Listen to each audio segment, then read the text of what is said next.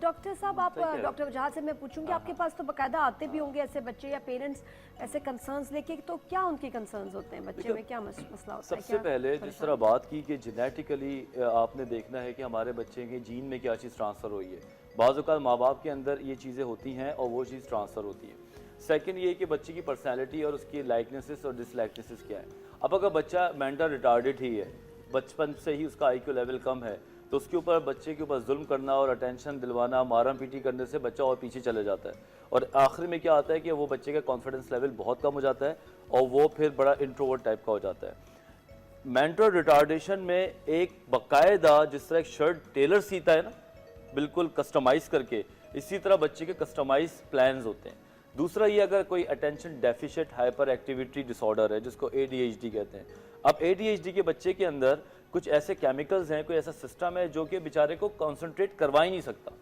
सही, ठीक है ना। अब आप उसके हेल्पलेस हैं, वो बच्चा अब बैठेगा, अगर आप उसको सीट बेल्ट भी बांध के बिठा दें और आप बोले कि बेटा ये 10 लाइन्स पढ़ो, तो तीसरे लाइन में जैसे वो आएगा ना उसको खुजली होना शुरू हो जाएगी, वो डिस्ट्रैक्ट होना शुरू हो जाएगा, क्योंकि उसके अंदर हाइपर एक्टिविटी है और उसकी वजह से अटेंशन नहीं ले पा रहा। थोड़ा सा मैं इस तरह मिसाल देता हूँ कि अगर कोई शख्स 4 कैफीन के कप्स पी ले और वो 4 कैफीन वो इतना कैफिनेटेड हो जाए कि उसके अंदर एक एंजाइटी और हाइपर एक्टिविटी हो जाए, तो वो किसी एक चीज़ को नहीं रोक सकता। अगर उससे बोले कि एक चीज़ पे कॉन्सेंट्रेट करो, तो उसका दिमाग इतनी तेज़ी से स्ट्रीम ऑफ थॉट्स बना रहा होगा कि वो बच्चा रुक ही नहीं सकता। माँ बाप अपना जो गोल सेट है वो बच्चों पे थोपते हैं इस टाइम पे। ठीक है कि मैं चाहता हूँ कि एग्जाम पास कर ले, मैं चाहता हूँ कि बच्चा ये बन जाए, प्रोजेक्ट कर रहे होते हैं डॉक्टर बन जाए, इंजीनियर बन जाए, ये सारी चीज़ें भले बच्चा बनेगा लेकिन पहले बच्चे के एनालिसिस करा लो। ऐसा ना हो कि बच्चा कोई ऑलरेडी मेंटल रिटार्डेड हो या ADHD हो या ऐसी कोई एनॉमली हो जो बचपन से उसके अंदर हो, तो फिर हम उसको जितना मार लें, ताजमहल में बिठा दें, आप उसको दुनिया की आसाइशें दे दें, लेकिन बच्चे को डिस्ट्रैक्ट रहेगा।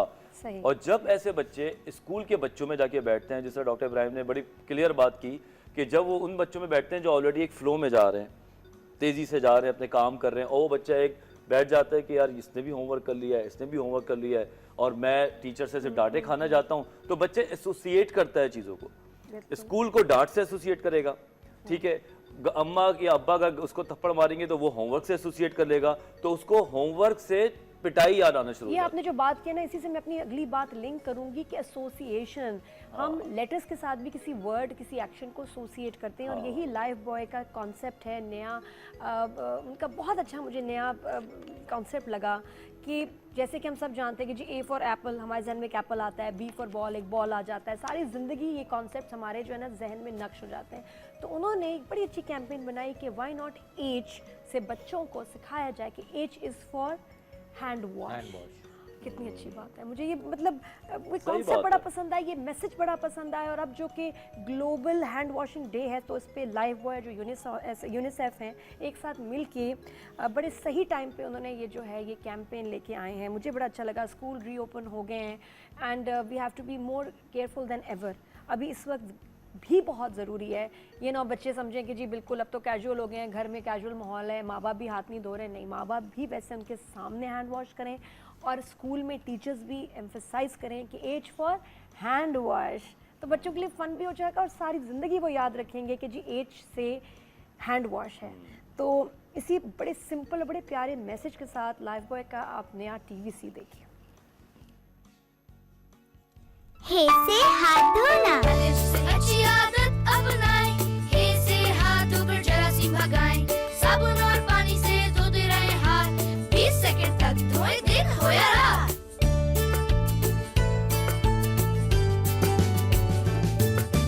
A for apple, B for ball, H for hand washing से safe रहें all। इस सॉन्ग से बनाए हैंड वॉशिंग अपनी आदत, क्योंकि हाथों की हिफाजत पाकिस्तान की हिफाजत।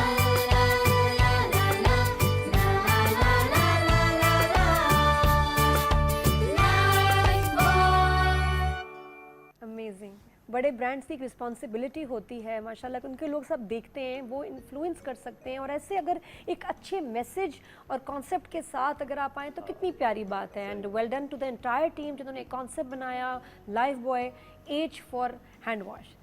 बिल्कुल, कैसा लगा आपको डॉक्टर साहब? Very good. कोरोना में जो मेन कॉन्सेप्ट हमें इतने महीनों में सिखाया, that was to wear a mask and to hand wash. और हैंड वॉश का सबसे बेहतरीन तरीका ये है कि 8 स्टेप्स ऑफ हैंड वॉश हैं। वो जब हमने लोगों को सिखाया उस वक्त तो हम जब नया कोरोना जब स्टार्ट हुआ तो हमें सिर्फ यही टारगेट दिया गया था कि सिर्फ फोकस करो कि मास्क कैसे पहने और हैंड वॉश कैसे करना है, क्योंकि लोगों को उस वक्त तक हैंड वॉश का तरीका ही नहीं आता ही नहीं था, जैसे अभी तक दांत ब्रश का नहीं तरीका आ रहा, हमें समझ लगे हुए रोज गलत कर रहे हैं। तो यही है, तो आपको सबसे इम्पोर्टेंट ये है कि हैंड वॉश का तरीका आना चाहिए कि हैंड वॉश कैसे करना है। तो दैट वाज वेरी गुड कि 8 स्टेप्स आपको बताया गया कि 8 स्टेप्स में हैंड वॉश कैसे करना है। अच्छा, मतलब एज ए चाइल्ड स्पेशलिस्ट देखिए आपको नजर आया कि ये it's a very important thing कि हैंड वॉश के बगैर you can not go for. और दूसरा सबसे इम्पोर्टेंट चीज़ हमारी सुन्नत ये है कि हाथ धोए बगैर आप कोई काम नहीं कर सकते, और अच्छी तरह धोएं और बार बार धोएं, बार बार धोएंगे जी, टिश्यू से गीला करके ना हमने टिश्यू कर लिया, ये इससे नहीं होगा। आपको प्रॉपर सोप के साथ हैंड वॉश करना है 20 सेकंड्स, ये ज़रूरी है। हमारी अभी आप देखिए दुनिया बदल गई है, life will never be the same, the world will never be the same, और उसमें हाइजीन एक बहुत हमेशा बड़ा एक पॉइंट रहेगा। डॉक्टर साहब, coming back to our discussion, आप बताएं घर में रह के माएँ, फादर्स, मदर्स, बड़े बहन भाई छोटे बच्चों को कैसे इन्फ्लुएंस करें, कैसे हेल्प करें गुस्सा आए बगैर कि वो फोकस करके अपना काम करें? देखिए पहले तो यही है ना कि इम्पॉर्टेंट चीज़ ये है कि आपको लेवल उसका ज़रूर देखना है ब्रेन का। अगर होता क्या है कि आप ये बार बार हर दिमाग में वजाहत की बात को मैं कोट करूँगा कि जैसे लोग जो है ना, ये एक वर्ड है लोग क्या कहेंगे, तो लोग क्या कहेंगे जो पिटाई हो रही होती है ना बच्चे की कि यार मेरा बच्चा मेरी बहन के बच्चे से आगे क्यों नहीं है, या मेरी पुप्पीज़ात के बच्चे से आगे क्यों नहीं है, या मेरे भाई के बच्चे से आगे क्यों नहीं है, उसमें लोग क्या कहेंगे, उस पर एक बहुत ज़्यादा फैक्टर है कि आप अपने बच्चे को और पीछे ले जाते हैं। तो आप जब तक काम एंड क्वाइट होके आप इसको हेल्प नहीं करेंगे, जब तक आप उस बच्चे को फोकस तरीके से ऊपर की तरफ नहीं ले जाते। देखिए आपको एक बात बताऊं, हर क्लास में अगर 30 बच्चे हैं तो 30 बच्चों में से कोई भी डॉक्टर नहीं बन जाता, सब डॉक्टर नहीं बनते, सब इंजीनियर नहीं बन जाते, सब लॉयर नहीं बन सकते, क्योंकि वो स्टडी अलग है, डिफरेंट है। तो हर बच्चा डिफरेंट है। लेकिन तो अगर नहीं है लर्निंग डिसेबिलिटी, तो आपने बात की ना उन बच्चों की इनका जनरली डिस्ट्रैक्टेड मसला है सिर्फ। मैं उनकी बात भी चाहती हूँ कि आप करें कि जिनको कोई मसला नहीं होता, बस वो फोकस उनका ध्यान ही वीडियो गेम्स, खाने, फ्रेंड्स, फुटबॉल और इस तरह की चीजों पे होता है, बाकी लोग घर में क्या कर रहे हैं उनको भी पता नहीं, वो एक डिसेबिलिटी बन जाती है पेरेंट्स के लिए। हाँ, नहीं वो और वो 4-4 घंटे बच्चे को बिठाएंगे, तो बच्चे को हम क्या ऐसी लालच दें या बच्चों को कैसे डील करें पिटाई किए बगैर कि वो अपना काम पिटाई तो देखिए नादिया, पिटाई तो कोई कॉन्सेप्ट ही नहीं है कि पिटाई करके लेकिन आपका बच्चा पढ़ जाता। पिटाई होती तो है, होती है, लेकिन ये है है कि उसके साथ आप पढ़ाई नहीं करा सकते। चौथी दफा बच्चे ने पूछा, अचानक ना ऑटोमेटिक कुछ हाथ में कुछ होता है और वो खुद ही चल पड़ता है, ऑटोमेटिक होता है, रोबोटिक एक्शन है, क्या करें? लेकिन आप बताऊं कि उसको आपको हेल्प करने के लिए है कि आपको पहले तो घर के एनवायरनमेंट को पहले काम करना है। हर चीज़ की टाइमिंग जो हर बच्चे का, अगर फर्ज करें 4 भाई बहन है, 4 भाई बहन का एक ही टाइम स्केड्यूल बनाना चाहिए। जब आप स्केड्यूल बनाएंगे, जैसे एक रमज़ान है, रमज़ान में एक टाइमिंग आप अगर देखें तो रमज़ान का कितना टाइमिंग स्केड्यूल, हर चीज़ स्केड्यूल्ड होती है। जब तक आप उस माहौल को, उस एटमॉस्फेयर को आप काम एंड क्वाइट नहीं करेंगे और उस बच्चे को हेल्प नहीं करेंगे सब मिल के, तब तक आप कभी भी उस फोकस पे कभी जा ही नहीं सकते। ये एक लर्निंग का बहुत बड़ा, यानी डिस्ट्रैक्टेड, अब मैं लर्निंग की बात ही नहीं कर रहा, हम एक डिस्ट्रैक्टेड बच्चे की बात कर रहे हैं कि बच्चा जीनियस है, बच्चा याद कर लेता हर चीज़ है, लेकिन एक पेन गिरेगी तो पूरा माहौल, अपना ब्रेन पूरा फोकस ख़राब कर देगा। तो उसको आपको पढ़ाने के लिए you have to give a time, बहुत काम एंड क्वाइट तरीके से आपको बहुत उससे बैठ के, प्लस साथ में इसको ब्राइब देनी पड़ती है। ब्राइब का मतलब है कि तुम ये कर लोगे तो वी विल डू इट। और वो बात है भी, एक काम अगर बच्चा 40 मिनट्स में कर लेगा ना, होश से कर सकता है, और वो कर सकता है, अगर कर लेगा उसकी छुट्टी। हर डिस्ट्रिक्ट में 4 घंटे बैठ के जो है ना, हर डिस्ट्रिक्ट में एक मैं बच्चा जो मजेदार बात है, बताऊं, हर डिस्ट्रिक्ट में बच्चा जो है लर्निंग डिसेबिलिटी वाला नहीं होता। आप सही कह रहे हैं। एक बात सुने बड़ी मजे की, मैंने कहीं किसी से सुना था, बहुत फनी, कि एक टीचर थे, उनका ट्यूशन सेंटर था, तो कहते थे कि मैं मारने के सख्त खिलाफ हूँ। किसके सख्त खिलाफ हूँ? मारने के। किसको मारने के? बच्चे को मारने के। पढ़ाई के हर पेरेंट को कहता था मैं बच्चे को मारने के सख्त खिलाफ हूँ, आप टेंशन ना लें, बच्चा आपका पढ़ के जाएगा, हाथ नहीं मैं लगाता बच्चे को। ठीक है जी, बड़ी खुश हो गए पेरेंट्स। जब सेशन होता था और बच्चे तंग करें या बच्चे समझ ना आए तो वो अपने आप को मारते थे, खटाक अपने आप को बच्चे और बच्चे इतने सहम जाते थे और एकदम उनका फोकस ऐसे, ये उनकी एक अलग टेक्निक थी कि बच्चे को हाथ नहीं लगाना, तुम्हें नहीं आ रहा, समझ नहीं आ रहा, कितनी दफा बताऊं, पचाक अपने आप को। ये टीचर थे, क्या इस बीमारी का क्या नाम है डॉक्टर वजाद? उनको कौन सी गोलियां लेने की जरूरत थी? मेरा ख्याल से ये शदीद एंजाइटी और हेल्पलेसनेस का शिकार थे बिकॉज ऑफ बच्चे।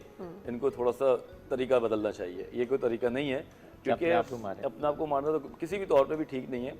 लेकिन वैसे कोपिंग कुछ स्ट्रेटजी लोग है। गुस्से में या हेल्पलेसनेस में, लड़ाई में अगर अपने आप को मारें, अपने आप को तकलीफ पहुंचाएं, होमोसाइडल और इसका क्या सुसाइडल का मतलब है? कॉन्सेप्ट तो है ना। नहीं, वो लोग कहते हैं ऐसे कि चीज हमें इस हद तक ले आते हैं या इस लिमिट तक ले आते हैं कि नहीं, इनको छुट्टी हमें चाहिए हम हफ्ते जब की। तक अपना खून ना बहा लें, हम जब तक अपने आप को मार ना लें तो बात खत्म नहीं होती। हस्बैंड वाइफ में भी होता है, किसी का मैंने सुना।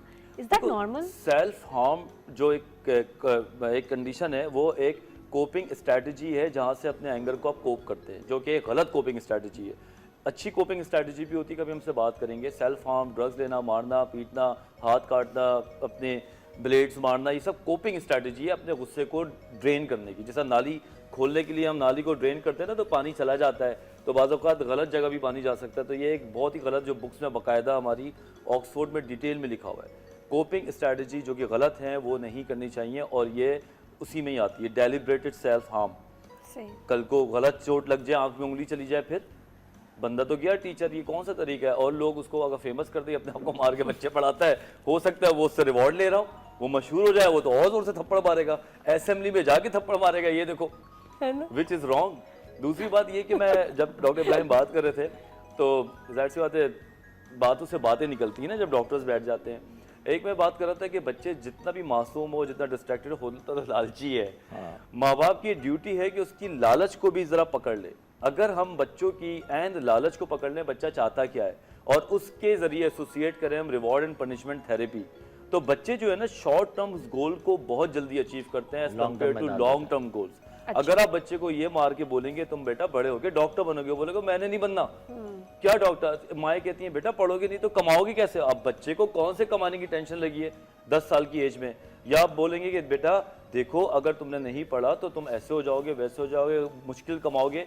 बच्चा नहीं समझता, बच्चा कहता है कि अच्छा अगर मैं पढ़ूंगा तो मुझे आईपैड देंगे 5 अभी का बताएं, आज की बात करें। अभी की बात करो, अभी मुझे क्या दोगे? अच्छा बेटा होमवर्क करोगे, देखो आईपैड तो सामने रखा है, गेम खेल लेना। अब बच्चे की ये है फ्यूचर लाइफ जो उसको प्रेडिक्ट करता है। तो हमें माँ बाप को थोड़ा सा क्लेवर बनना पड़ता है, और 2-3 सेशंस होते हैं, किताबें भी हैं, रिवॉर्ड एंड पनिशमेंट थेरेपी पे बहुत अच्छी बुक्स पढ़ी हैं कि बच्चे को आपने उसी वक्त जेब में से चीज निकाल के देनी है, फ्री में कुछ भी नहीं देना है। जैसे हम बच्चे, छोटे बच्चे होते हैं ना, पम ले लो, टॉफी।